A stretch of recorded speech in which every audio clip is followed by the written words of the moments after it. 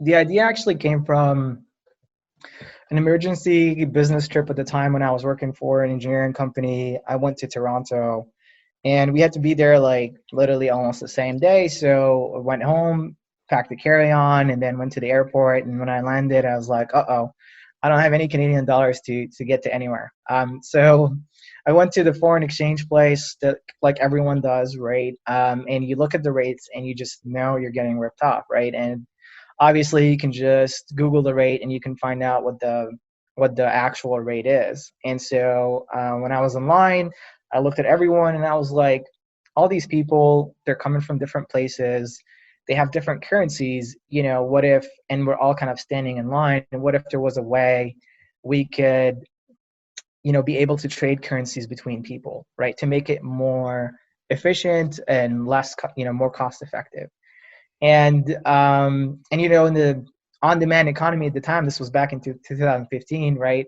Kind of Uber was just becoming a thing, and they just launched that you can order a kitten off of Uber, right? I was like, there has to be a way to make this a little bit easier, right? And so that was kind of the foundation from there, but I was a big disadvantage at that point, trying to go into this world of finance, into the world of payments.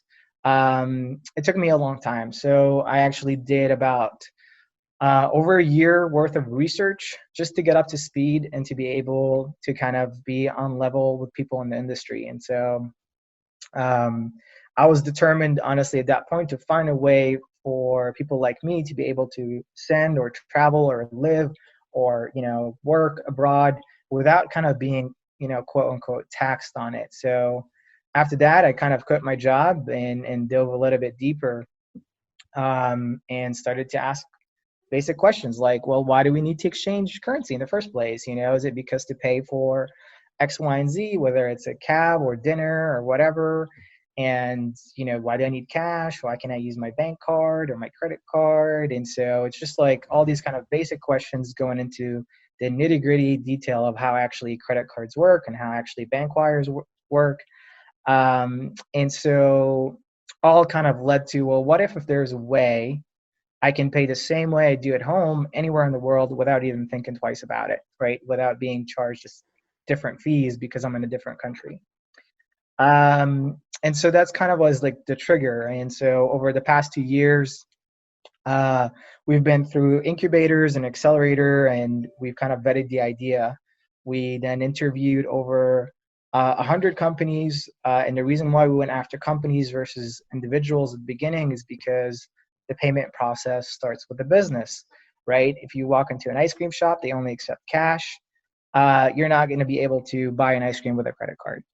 And so then obviously we interviewed people, and we have like thousands of survey responses on their habits and behaviors.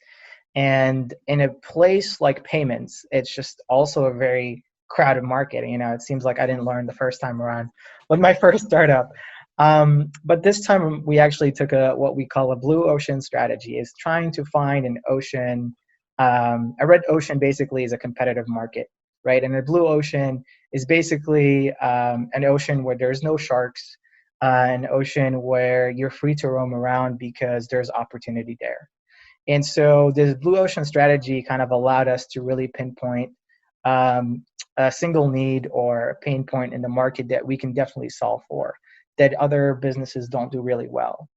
And so we've been kind of in stealth mode, building on the product of Borderless, and we've been kind of now in our beta slowly coming out, becoming more and more public by the day.